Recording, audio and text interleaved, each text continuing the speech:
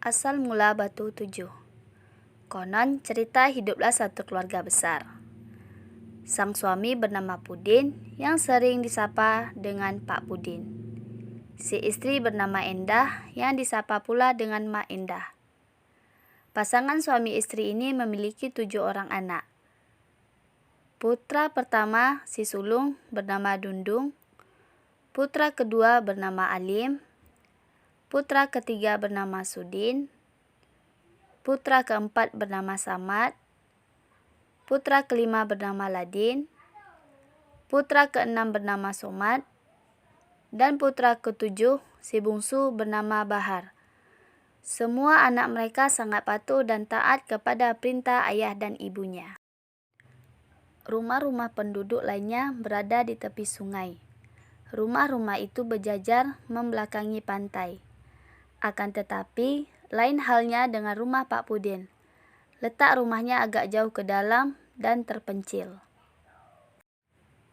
Kehidupan Pak Pudin sangatlah sederhana dan tergolong miskin. Keluarga ini hanya berkebun sayur. Hasil penjualan sayur itulah menjadi pendapatan utama untuk keperluan sehari-hari. Setiap hari, keluarga ini menjajakan sayurnya di bagian api-api. Terkadang, dia menggunakan jalur sungai, yang paling sering dilakukan. Dia menggunakan jalan setapak menuju pasar tempat penjualan sayur. Kondisi jalan setapak itu sangat buruk dan berlumpur. Ketika si sulung tumbuh menjadi lelaki dewasa, Pak Pudin meninggal dunia. Dundung memfungsikan dirinya menjadi kepala keluarga untuk menjaga adik-adik dan menjaga ibunya. Setiap hari, dia menggunakan jalur darat yang berlumpur untuk dapat sampai ke bagian api-api hendak menjual sayur mayurnya. Suatu hari, Dundung menyampaikan tekadnya kepada adik-adiknya.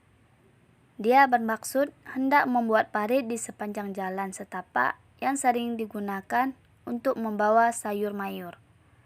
Baginya, parit itu nanti akan dapat mengeringkan air di sepanjang jalan dan juga dapat dijadikan tanda panjangnya jarak tempuh yang sudah dilalui. Kepada adik-adiknya disuruhnya membuat satu parit. Hal ini tidak diketahui kedalaman dan panjang parit yang harus dibuat. Setiap parit berjarak 600 depa atau setara dengan 1 kilometer. Jadi, parit pertama berjarak 600 depa dari rumahnya. Parit ini harus dikerjakan oleh si bungsu, Bahar. Parit kedua berjarak 600 depa pula dari parit pertama. Pengerjaan parit kedua ini dilakukan oleh Samad. Parit ketiga berjarak 600 depa pula dari parit kedua. Pengerjaan parit ketiga ini dilakukan oleh Ladin. Parit keempat berjarak 600 depa pula. Dan parit ketiga, pengerjaan parit keempat ini dilakukan oleh Samad. Parit kelima berjarak 600 depa pula dari parit keempat. Pengerjaan parit kelima ini dilakukan oleh Sudin. Parit keenam berjarak 600 depa pula dari parit kelima. Pengerjaan parit keenam ini dilakukan oleh Alim. Parit ketujuh berjarak 600 depa pula dari parit kelima. Pengerjaan parit ketujuh ini dilakukan oleh si sulung, Dundung. Pada hari yang ditentukan, mulai mereka menuju lokasi pengalian parit. Ketujuh bersaudara berangkat ke arah hilir membawa peralatan seadanya. Dundung mendepakan mulai dari rumah mereka sampai pada hitungan depa ke-600. Tempat pengalian parit ditandai untuk dikerjakan oleh Bahar. Dari tanda untuk parit pertama diukur pula sampai hitungan 600 depa ke hilir. Setelah sampai hitungan ditandailah pula tempat bakal parit kedua yang akan digali oleh Somad. Begitulah pengerjaan pengukuran itu dilakukan oleh Dundung bersaudara sampai dengan parit ketujuh yang dikerjakan oleh Dundung sendiri. Menurut tukang cerita, waktu yang dihabiskan untuk pekerjaan menanda ini termasuk waktu pulang pergi selama sehari. Dari pagi mereka pergi menanda, petang hari barulah mereka tiba lagi di rumah. Jika tahap pertama selesai, Dundung akan mendepakan kembali untuk pengerjaan parit tahap kedua. Pada hari yang ditentukan, setiap orang pun menuju lokasi yang ditanda untuk menggali parit. Mereka berangkat bersama menuju pancang tanda. Pada tanda pertama, Bahar mulai bekerja. Selanjutnya, 6 bersaudara menuju pancang tanda kedua. Setelah tiba, Somad pun mulai menggali parit yang kedua. 4 orang lainnya melanjutkan perjalanan menuju pancang tanda selanjutnya, yakni pancang tanda ketiga. Begitulah sampai dengan tanda ketujuh yang dikerjakan oleh Dundung sendiri.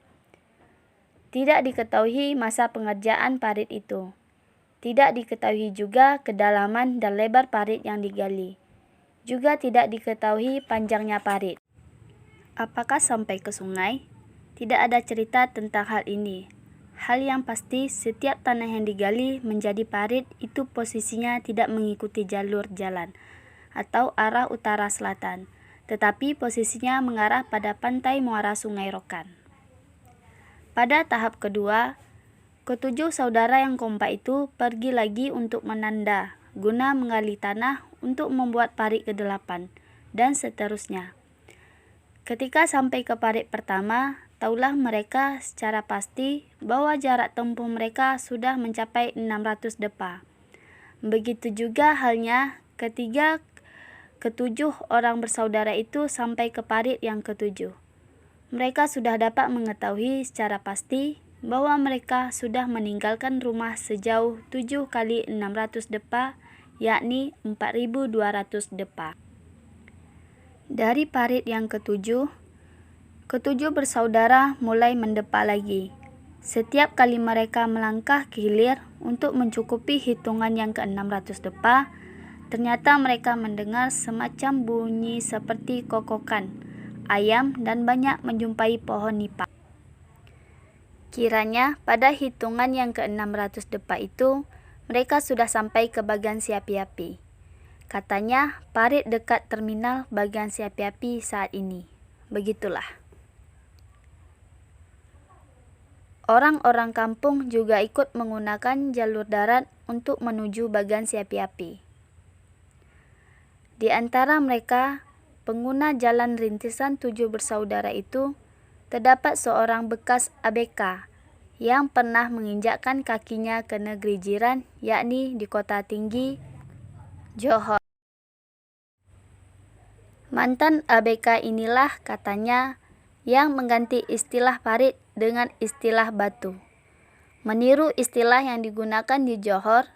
Karenanya, tidak ada lagi istilah parit 1 sampai parit 7. Istilah yang memang benar-benar ada hanyalah batu 1, batu 2, batu 3, batu 4, batu 5, batu 6, dan batu 7. Nah, demikianlah asal mula kisah penamaan batu 7. Semoga informasi ini bisa memberi manfaat dan pengetahuan kita tentang sejarah bagan Siapi-api. Terima kasih.